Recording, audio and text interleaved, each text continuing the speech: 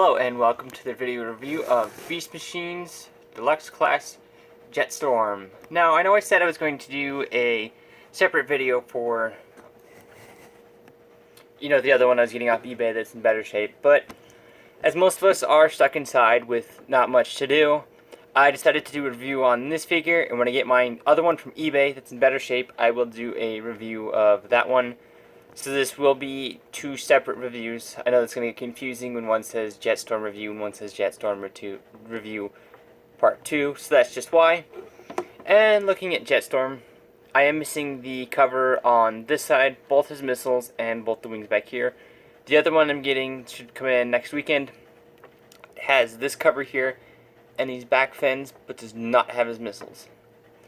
Which is kind of a bummer, but I'm going to display him on a shelf, so I don't really want the missiles. Missiles on figures is okay until you go to display them, and they're on hair triggers, and they keep firing. But lots of nice details, and he does have landing gear, which are just molded plastic. They do fold in. These back ones are very, very tight to get out. This front one, not so much. And he does have a couple gimmicks in this mode. If you take this piece, fold that up, he has his Viacon crystal there. Lifts upside down, which is in some nice transparent red. You can see it in there. And another gimmick, which I thought was kind of cool, is if anybody has seen the Beast Machines Transformers cartoon, he is a jet, but he has this kind of neck-like piece on the front. And this figure does have it. I believe the Ultra Class does too. You take this, and a lot of people want to push it down, which you notice it doesn't work. You actually have to push it back, and it deploys the head. And it does. It's not on a ball joint. It's on a hinge that allows it to move up and down, left and right, so you can kind of get that kind of articulation as he had in the show. And of course mine has some paintwork up here, but again, it's an older figure. And that's pretty much it for jet mode. The transformation for this guy is pretty interesting. I've really never seen it before. You just want to take his arms and unpeg them.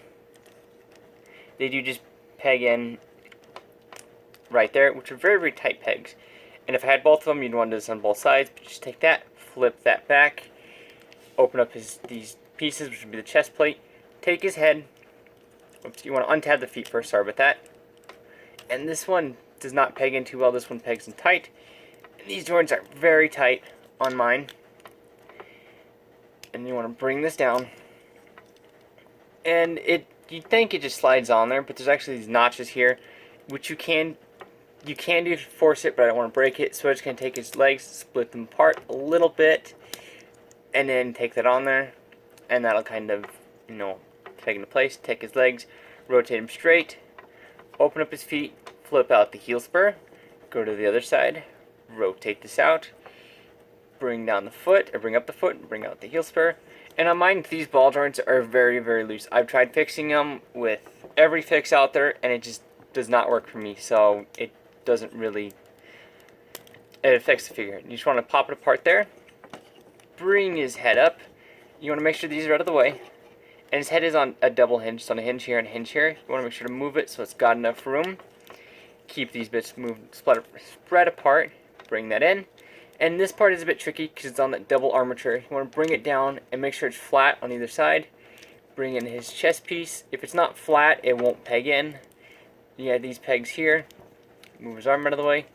And then you just want to kind of peg it in.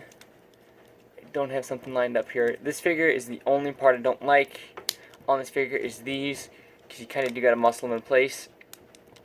And as you probably saw, he was very floppy. Just want to take his arms, moving back. He was very floppy, but once you get everything tabbed in, it stays tabbed in. You want to rotate his arms this way, or you can leave him like this. But if you leave him like that, he doesn't have a forward elbow. If you rotate him like that, he does.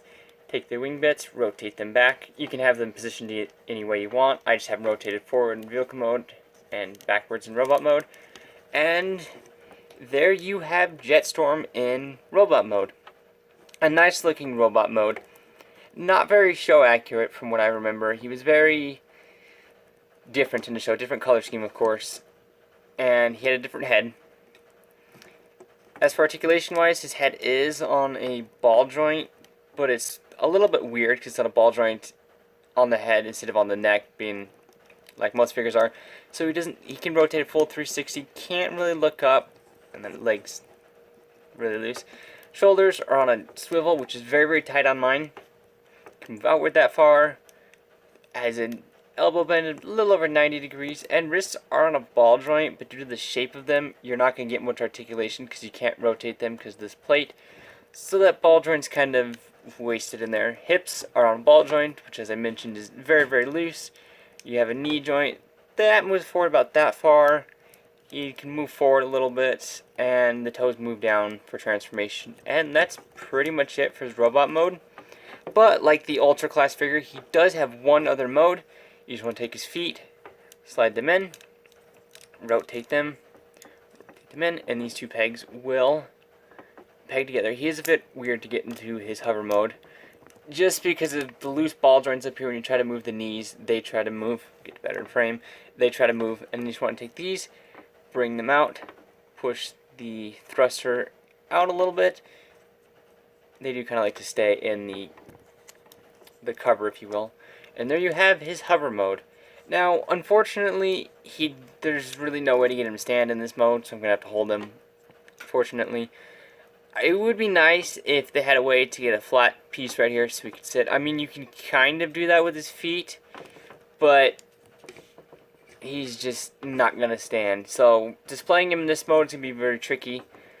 I always display him in vehicle mode. That's just me because he's missing some parts here and there, but when I get the other one, I can have one in robot mode, one in vehicle mode. But yeah, altogether, I paid 15 bucks for this guy. He's not a bad figure. I would recommend him under any price. If you're paying 30 bucks for him, he's not worth that much. But if you're paying like 10 to 15, maybe 20, he's a good figure for it. A good Viacon figure. But, you know, even with all his faults, he is a older, you know, Beast Wars, Beast Machines era figure. So you got to give him some credit for that, as a lot of times these figures were ball joint happy and not the greatest. This has been Impression Night Review of Beast Machines Deluxe Class Jetstorm. Like the video if you liked the review, comment on what I could do better, subscribe if you feel like it, and thank you for watching.